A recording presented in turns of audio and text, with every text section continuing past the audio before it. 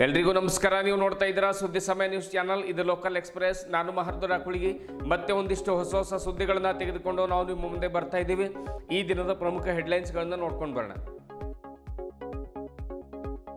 Den ನೆಟ್ವರ್ಕ್ನ ಸುದ್ದಿ ಸಮಯ ನ್ಯೂಸ್ ಕಚೇರಿಯಲ್ಲಿ ಜರುಗಿದ ಮಹಾಲಕ್ಷ್ಮಿ ಪೂಜೆಯ ಪ್ರಯುಕ್ತ ಶೃಂಗಾರಗೊಂಡ ಕಚೇರಿ. ಭಕ್ತಿ ಸಂಭ್ರಮದ ಮಧ್ಯೆ ಸಿಬ್ಬಂದಿಗಳು ಪೂಜೆಯಲ್ಲಿ ಭಾಗಿ. ಶ್ರೀಮತಿ ಅರುಣಾ ರವೀಂದ್ರ ಸ್ವಾಮಿ ಅವರ ಕುಟುಂಬಕ್ಕೆ ಶುಭ ಹಾರೈಸಿದ ಅರ್ಚಕರು. ಭವಿಷ್ಯದಲ್ಲಿ ಸಮರ್ಥನೀಯ ಕೃತಕ ಬುದ್ಧಿಮತ್ತೆ ಬಳಕೆ ಕುರಿತು ಕರ್ನಾಟಕ ಕಾಲೇಜಿನಲ್ಲಿ ನಡೆದ ಒಂದು ದಿನದ ರಾಷ್ಟ್ರೀಯ ವಿಚಾರ ಸಂಕಿರಣ. ಎಐ ತಂತ್ರಜ್ಞಾನದಿಂದ ಸುಸ್ಥಿರ ಅಭಿವೃದ್ಧಿಗೆ ಹೊಸ ನಿರ್ಧಾರಗಳು ಸಾಧ್ಯ. ಶಿವಾನಂದ ಗೋರ್ನಾಳೆ. ಮಕ್ಕಳ ಏಳಿಗೆಗೆ ನಾವು ಸದಾ ಬದ್ಧರಾಗಿದ್ದೇವೆ. ಬಸವರಾಜ್ ಜಾಬಶೆಟ್ಟಿ. 2023-24ನೇ ಸಾಲಿನ 170 ವೈಯಕ್ತಿಕ ಶೌಚಾಲಯ ನಿರ್ಮಾಣದ ಅನುದಾನ ದುರ್ಬಳಕೆ ಆರೋಪ. ಸರ್ಕಾರದ ಬೊಕ್ಕಸಕ್ಕೆ ಹಾನಿ ಮಾಡಿರುವ ಅಧಿಕಾರಿಗಳ ವಿರುದ್ಧ ಕ್ರಮ ಕೈಗೊಳ್ಳಲು ಆಗ್ರಹ. ವಿವಿಧ ಸಂಘಟನೆಗಳಿಂದ ಔರಾದ್ನಲ್ಲಿ ತಹಸೀಲ್ದಾರರಿಗೆ ಮನವಿ ಪತ್ರ ಸಲ್ಲಿಕೆ. ಇಂದಿನ ಒಂದಿಷ್ಟು ವಾರ್ತೆಗಳ ವಿವರಗಳನ್ನು ನೋಡ್ಕೊಂಡು ಬರೋಣ. ಭಕ್ತಿ ಸಂಭ್ರಮದ ಮಧ್ಯೆ ಬೀದರ್ ನಗರದ ಶಿವನಗರದಲ್ಲಿರುವಂತಹ ಡೆನ್ ಸುದ್ದಿ ಸಮಯ ಕಚೇರಿಯಲ್ಲಿ ದೀಪಾವಳಿ ಹಬ್ಬದ ಪ್ರಯುಕ್ತವಾಗಿ ಮಹಾಲಕ್ಷ್ಮಿ ಪೂಜೆ ಅತ್ಯಂತ ಭಕ್ತಿಯಿಂದ ಜರುಗಿತು. ಈ ಒಂದು ಪೂಜೆಯನ್ನು ಶ್ರೀಮತಿ ಅರುಣಾ ರವೀಂದ್ರ ಸ್ವಾಮಿಯವರು, ಗೌರವ ಸಂಪಾದಕರು ಸುದ್ದಿ ಸಮಯ ನ್ಯೂಸ್ ಚಾನಲ್ ಬೀದರ್ ಹಾಗೂ ಪ್ರಧಾನ ಸಂಪಾದಕರಾಗಿರುವಂಥ ಶ್ರೀ ರವೀಂದ್ರ ಸ್ವಾಮಿಯವರು ಮಹಾಲಕ್ಷ್ಮಿ ಪೂಜೆಯನ್ನು ಅತ್ಯಂತ ಭಕ್ತಿಯಿಂದ ನೆರವೇರಿಸಿದರು. ಆಮೇಲೆ ಅವರ ಸುಪುತ್ರರಾಗಿರ್ತಕ್ಕಂಥ ಕಿರಣ್ ಹಾಗೂ ರುದ್ರೇಶ್ ಅವರು ಕೂಡ ಪೂಜೆಯನ್ನು ಸಲ್ಲಿಸ್ತಾರೆ. ಸುಪುತ್ರಿಯಾಗಿರುವಂತಹ ಗಾಯತ್ರಿ ಅವರು ಕೂಡ ಈ ಒಂದು ಪೂಜೆಯಲ್ಲಿ ಪಾಲ್ಗೊಂಡಿದ್ದರು. ಪೂಜೆಯ ಪ್ರಯುಕ್ತ ಕಚೇರಿಯನ್ನು ಮಧುವಣಗಿತ್ತಿಯಂತೆ ಶೃಂಗಾರಗೊಳಿಸಲಾಗಿತ್ತು.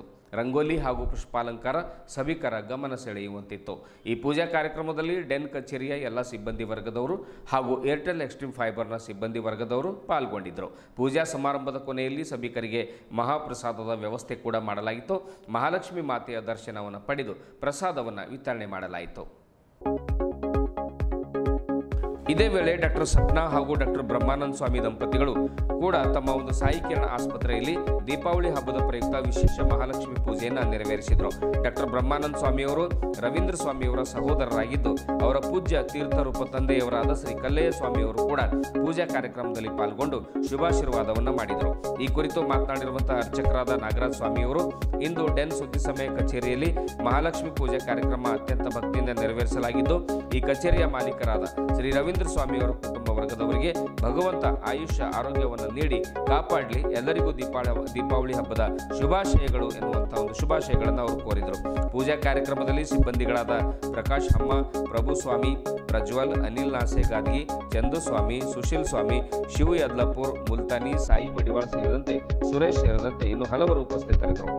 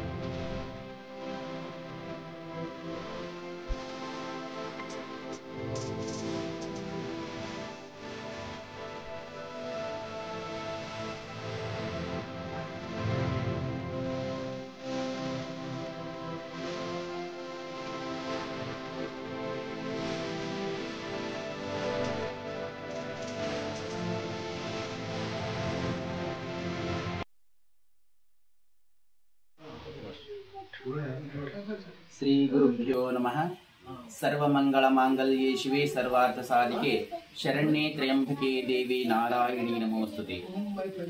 ಸಮಸ್ತ ನಾಡಿನ ಜನತೆಗೆ ದೀಪಾವಳಿ ಹಬ್ಬದ ಹಾರ್ದಿಕ ಶುಭಾಶಯಗಳನ್ನು ತಿಳಿಸುತ್ತಾ, ಇಂದು ನಮ್ಮ ಡೆನ್ ಸುದ್ದಿ ವಾಹಿನಿಯಲ್ಲಿ ಅತ್ಯಂತ ವಿಜೃಂಭಣೆಯಿಂದ ಶ್ರೀ ರವೀಂದ್ರ ಸ್ವಾಮಿ ಹಾಗೂ ಅರುಣಾ ಸ್ವಾಮಿಯವರ ನೇತೃತ್ವದಲ್ಲಿ ಇಂದು ಮಹಾಲಕ್ಷ್ಮಿ ಪೂಜಾ ಕಾರ್ಯಕ್ರಮ ಅತ್ಯಂತ ವಿಜೃಂಭಣೆಯಿಂದ ನೆರವೇರಿಸಿದ್ದು, ಆದ ಕಾರಣ ಸಮಸ್ತ ನಾಡಿನ ಜನತೆಗೂ ಕೂಡ ದೀಪಾವಳಿ ಹಬ್ಬದ ಹಾರ್ದಿಕ ಶುಭಾಶಯಗಳನ್ನು ತಿಳಿಸುತ್ತೇನೆ.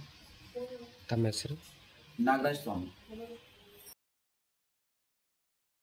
ಕೃತಕ ಬುದ್ಧಿಮತ್ತೆ ತಂತ್ರಜ್ಞಾನವು ಶಿಕ್ಷಣ, ಪರಿಸರ ಸಂರಕ್ಷಣೆ, ಸೌರಶಕ್ತಿ ಯೋಜನೆಗಳು, ಜಲ ಸಂಪನ್ಮೂಲ ನಿರ್ವಹಣೆ ಮತ್ತು ನಗರ ಯೋಜನೆ ಸೇರಿದಂತೆ ಅನೇಕ ಕ್ಷೇತ್ರಗಳಲ್ಲಿ ಮಹತ್ವದ ಪಾತ್ರವನ್ನು ವಹಿಸುತ್ತದೆ.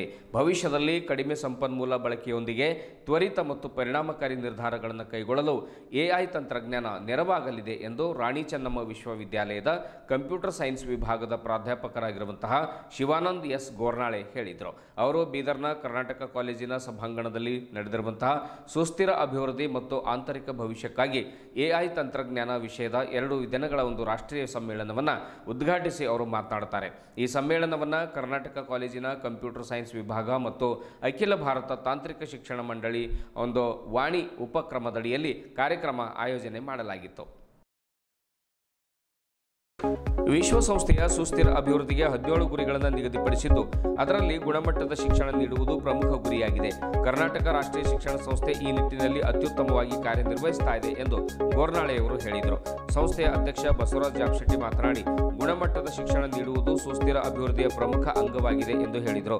ಆರ್ಥಿಕವಾಗಿ ಹಿಂದುಳಿದ ವಿದ್ಯಾರ್ಥಿಗಳಿಗೆ ನಮ್ಮ ಕರ್ನಾಟಕ ರಾಷ್ಟ್ರೀಯ ಶಿಕ್ಷಣ ಸಂಸ್ಥೆಯು ಸಹಾಯ ನೀಡಿಕೊಂಡು ಬರ್ತಾ ಇದೆ, ಮುಂದೆಯೂ ಕೂಡ ನೀಡುತ್ತೆ. ವಿದ್ಯಾರ್ಥಿಗಳು ಬಡವರಾಗಿದ್ದರೆ, ಅವರಿಗೇನಾದರೂ ತೊಂದರೆ ಇದ್ದರೆ ಇಲ್ಲಿನ ಒಂದು ಪ್ರಾಂಶುಪಾಲರಾದ ಡಾಕ್ಟರ್ ಮಲ್ಲಿಕಾರ್ಜುನ ಹಂಗರಿಗೆ ಅವರಿಗಾದರೂ ಭೇಟಿ ಮಾಡಿ ಅಥವಾ ನನಗಾದರೂ ಸಂಪರ್ಕ ಮಾಡಿ ಎನ್ನುವಂಥ ಮಾತನ್ನು ಹೇಳಿದರು. ಪ್ರಾಂಶುಪಾಲರಾದ ಪ್ರೊಫೆಸರ್ ಮಲ್ಲಿಕಾರ್ಜುನ ಹಂಗರಿಗೆ ಪ್ರಾಥಮಿಕವಾಗಿ ಮಾತನಾಡ್ತಾರೆ. PDA ಇಂಜಿನಿಯರಿಂಗ್ ಕಾಲೇಜಿನ ಪರೀಕ್ಷಾ ನಿಯಂತ್ರಕ ಡಾಕ್ಟರ್ ಶ್ರೀದೇವಿ ಸೋಮ, KRE ಸೊಸೈಟಿಯ ಉಪಾಧ್ಯಕ್ಷರಾಗಿರತಕ್ಕಂಥ BG ಶೆಟ್ಕಾರ್ ಅವರು, ಕಾರ್ಯದರ್ಶಿಗಳಾಗಿರುವಂಥ ಸತೀಶ್ ಪಾಟೀಲ್ ಅವರು, ಜಂಟಿ ಕಾರ್ಯದರ್ಶಿಗಳಾಗಿರುವಂಥ ಶಿವಾನಂದ್ ಗಾದ್ಗೆ ಹಾಗೂ ವಿವಿಧ ಕಾಲೇಜುಗಳ ಅಧ್ಯಾಪಕರು, ಬೋಧಕ ಮತ್ತು ಬೋಧಕೇತರ ಸಿಬ್ಬಂದಿ ವರ್ಗದವರು, ವಿದ್ಯಾರ್ಥಿಗಳು ಉಪಸ್ಥಿತರಿದ್ದರು. ಪ್ರಶಂಸೆ ಮಾಡಿದ್ರು. ನಾನು ನನ್ನ ವಿದ್ಯಾರ್ಥಿ ಜೀವನದಲ್ಲಿ ನಾನು ಇಲ್ಲಿ BSc ಮಾಡಬೇಕಂತ ಬಹಳ ಪ್ರಯತ್ನ ಮಾಡಿದೆ.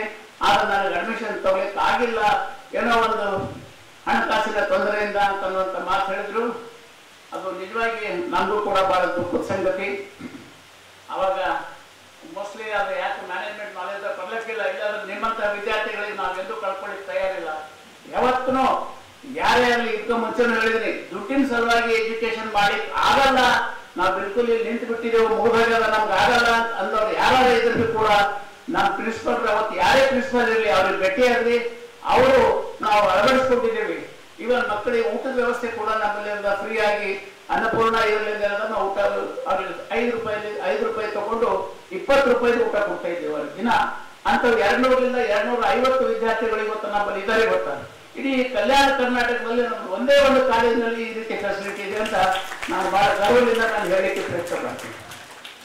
ಸೊ ಇನ್ನು ಬರೋ ದಿನಗಳಲ್ಲಿ ಆ ರೀತಿ ಯಾವುದೇ ಏನೇ ಮಕ್ಕಳಿಗೆ ವಿದ್ಯಾರ್ಥಿಗಳಿಗೆ ತೊಂದರೆ ಇತ್ತು ಅಂತಂದ್ರೆ ತಾವು ಬಂದು ಮ್ಯಾನೇಜ್ಮೆಂಟ್ಗೆ ಭೇಟಿಯಾಗ್ರಿ, ಇಲ್ಲ ನಮ್ಮ ಟ್ರಾನ್ಸ್ಫಾರ್ಗೆ ಭೇಟಿಯಾಗ್ರಿ, ಅವ್ರಿಂದ ಏನ್ ಸಹಾಯ ಸಾಧ್ಯ ಇದೆ ನಿಮ್ಗೆ ಸಹಾಯ ಮಾಡ್ತಾರ. ನೀವು ಬೆಳ್ಕೊಂಡು ಹೀಗೆ ಏನದಂದ್ರೆ ಮುಂದೆ ಬರಬೇಕು ಅಂತ ಈ ಸಂದರ್ಭದಲ್ಲಿ ನಿಮ್ಗೆ ಎಲ್ಲರಿಗೆ ಹೇಳಿ ನನ್ನ ಮಾತಿಗೆ ವಿರಾಮ ಕೊಡ್ತೀನಿ. ಜೈ ಹಿಂದ್, ಜೈ ಕರ್ನಾಟಕ. ನಮ್ಮ ಮಾಧ್ಯಮಗಳು ಬಿಟ್ಟು ಬಂದಿದ್ದಾರೆ, ಅವರಿಗೂ ಕೂಡ ಈ ಕಾರ್ಯಕ್ರಮಕ್ಕೆ ನಾನು ಸ್ವಾಗತ ಮಾಡ್ತೀನಿ. Very good morning to all of you. So friends, I know this college since from my graduation. Actually, I am interested to learn BSc in this particular college, but due to some financial conditions I am not able to take the admission for this particular college. I am talking about 1992-1991. So friends, this college has got its own name in the Bidar district, even in the Hyderabad Karnataka area. So this college has got a quality process. The quality will not come in a single day. It is in the whole form of a process here. Earlier the college was A grade, now the college is again A plus. 3.49, scoring of 3.49, it is not a joke, friends, because even I am a NAC assessor. Even I have visited so many colleges, nearby 14 to 15 colleges I have visited in the NAC process. I am the NAC assessor. So this college is maintaining its own rapport in the district. So that is the major cause of the concept called as a sustainability development. Mostly the title is AI for a sustainability and a inclusive future. Okay, nan class nalli nanu how to get the idea, how to generate the ideas through AI tools I will tell you. But ಈ ನಿಟ್ಟಿನಲ್ಲಿ ಇವತ್ತಿನ ಡೇಟಿಗೆ ಏನಿದೆ sustainability development means what exactly ಎಲ್ಲರೂ ಏನು ಮಾತಾಡ್ತಾ ಇದ್ದಾರೆ sustainability ಅಂತ ನಾವು ಮಾತಾಡ್ತಾ ಇದ್ದೀವಿ. ನಾವು what exactly the sustainability means. So friends, the sustainability development are the universal a set of 17 goals adopted by all Indian nations member states in 2015 as a part of the 2030 agenda of a sustainability development. So friends, ಅದರಲ್ಲಿ 17 goals ಇದೆ. Sustainability development ಅಲ್ಲಿ 17 goals ಇದೆ. ಅದರ target ಏನಿದೆ ಅಂದ್ರೆ 2030ಕ್ಕೆ ಆ goals ಅನ್ನು ನಾವು ರೀಚ್ ಆಗಬೇಕು. AICTE ಅಪ್ರೂವ್ ಇರಬೇಕು ಅಂತಕ್ಕಂಥ ಒಂದು ಕಡ್ಡಾಯವಾಗಿದೆ. ಆ ಅಡಿಯಲ್ಲಿ ಈಗಾಗಲೇ ನಮ್ಮ BCA ಕೋರ್ಸನ್ನು AICTE ಅಡಿಯಲ್ಲಿ ಅಪ್ರೂವ್ ಆಗಿರೋದ್ರಿಂದ ನಮ್ಮ ಸಂಸ್ಥೆಯನ್ನು AICTE ಅವರು ಆಯ್ಕೆ ಮಾಡಿ ಈ ವಾಣಿ ಅಂತಕ್ಕಂಥ ಪ್ರೋಗ್ರಾಮನ್ನು ನಡೆಸಲು ಅನುಮತಿ ಕೊಟ್ಟು ಈ ಪ್ರೋಗ್ರಾಮ್ ಇವತ್ತು ನಡೆಯಲು 2 ಲಕ್ಷ ರೂಪಾಯಿ ಧನ ಸಹಾಯವನ್ನು ನೀಡಿದ್ದಕ್ಕಾಗಿ ಈ ವೇದಿಕೆ ಪರವಾಗಿ AICTE ಅವರಿಗೆ ನಾನು ಧನ್ಯವಾದಗಳನ್ನು ಹೇಳ್ತೇನೆ. ಈ ವಾಣಿ ಅಂತಕ್ಕಂಥದ್ದು ಭಾಷೆ, ವಾಣಿ ಅಂದರೆ ಭಾಷೆ. AICTE ಅವರ ಧ್ಯೇಯ ಉದ್ದೇಶ ಏನು ಈ ಕಾರ್ಯಕ್ರಮದ ಹಿಂದೆ ಅಂದರೆ, ಜಗತ್ತಿನಲ್ಲಿದ್ದಿರತಕ್ಕಂಥ ಹಲವಾರು ಪ್ರಮುಖ ದೇಶಗಳು ತಮ್ಮದೇ ಆಗಿರ್ತಕ್ಕಂಥ ಮಾತೃಭಾಷೆಯಲ್ಲಿ ಎಲ್ಲ ವೈಜ್ಞಾನಿಕ ಆವಿಷ್ಕಾರಗಳಾಗಿರ್ಬೋದು, ವೈಜ್ಞಾನಮಯವಾಗಿರ್ತಕ್ಕಂಥ ಸಂಶೋಧನೆಗಳಾಗಿರ್ಬೋದು, ಹಲವು ವಿಷಯಗಳನ್ನು ತಿಳಿದುಕೊಳ್ತಕ್ಕಂಥ ಒಂದು ವ್ಯವಸ್ಥೆ ಇದೆ ಬೇರೆ ಬೇರೆ ದೇಶಗಳಲ್ಲಿ. ಆದರೆ ಭಾರತ ದೇಶದಲ್ಲಿ ಸುಮಾರು 122 ಲ್ಯಾಂಗ್ವೇಜಸ್ ಇದೆ. ಅದರಲ್ಲಿ ಅಪ್ರೂವ್ಡ್ 22 ಲ್ಯಾಂಗ್ವೇಜಸ್ ಇದೆ. ಹೀಗೆ ಈ ಮಲ್ಟಿ ಲಿಂಗ್ವಲ್ ಕಂಟ್ರಿ ಅಂತೀವಿ ನಾವು, ಬಹುಭಾಷಾ ದೇಶ ಅಂತೀವಿ. ಇಲ್ಲಿ ಒಂದು ನಿಖರವಾಗಿರ್ತಕ್ಕಂಥ ಭಾಷೆಯಲ್ಲಿ ಪದವಿಯನ್ನು ಪಡಿತಕ್ಕಂಥದ್ದು, ಆ ಪದವಿಯನ್ನು ಓದ್ತಕ್ಕಂಥ ಒಂದು ವ್ಯವಸ್ಥೆ ಆಗಲಿ, ಆಯಾ ರಾಜ್ಯಗಳಲ್ಲಿ ಇದ್ದಿರ್ತಕ್ಕಂಥ ಮಾತೃಭಾಷೆಗಳನ್ನೇ ಬಳಸಿಕೊಂಡು ಈ ತಂತ್ರಜ್ಞಾನದ ಬಗ್ಗೆ ಅಭ್ಯಾಸ ಮಾಡಲಿ ಅಂತಕ್ಕಂಥ ಸದು ಉದ್ದೇಶದಿಂದ ಈ ವಾಣಿ ಅಂತಕ್ಕಂಥ ಪ್ರೋಗ್ರಾಮ್ ಅನ್ನ AICTE ಅವರು ರಚನೆ ಮಾಡಿದ್ದಾರೆ. ಅಂದರೆ ಇವತ್ತು ಕಲಿತಕ್ಕಂಥ ಆರ್ಟಿಫಿಷಿಯಲ್ ಇಂಟೆಲಿಜೆನ್ಸ್ ನಾವು ಏನು ಹೇಳ್ತೀವಿ, ಕೃತಕ ಬುದ್ಧಿಮತ್ತೆ ಏನು ಹೇಳ್ತೀವಿ, ಆ ಎಲ್ಲ ವಿಷಯವನ್ನ ಕನ್ನಡದಲ್ಲಿನೇ ಕಲಿಬೇಕು ಅಂತಕ್ಕಂಥದ್ದು ಉದ್ದೇಶ ಅವರಿಗೆ. ಹೀಗಾಗಿ ಈ ಕನ್ನಡ ಭಾಷೆಯಲ್ಲಿ ಸಂಪೂರ್ಣವಾಗಿ ಇವತ್ತಿನ ಕಾರ್ಯಕ್ರಮ ಕನ್ನಡ ಭಾಷೆಯಲ್ಲೇ ಇರುತ್ತೆ. ಈ ವಿಷಯ ವಸ್ತು ಏನು ಇವತ್ತು ಮಂಡನೆ ಹೇಗೆ ಮನುಷ್ಯನ ಒಂದು ನಡಾವಳಿ ಇದೆಯೋ ಆ ಎಲ್ಲ ನಡಾವಳಿಗಳನ್ನ ಕಂಪ್ಯೂಟರ್ಗೆ ಪರಿವರ್ತಿಸಿ ಕಂಪ್ಯೂಟರವು ಮನುಷ್ಯನಂತೆ ವರ್ತಿಸುವ ಹಾಗೆ ಮಾಡುವುದೇ AI.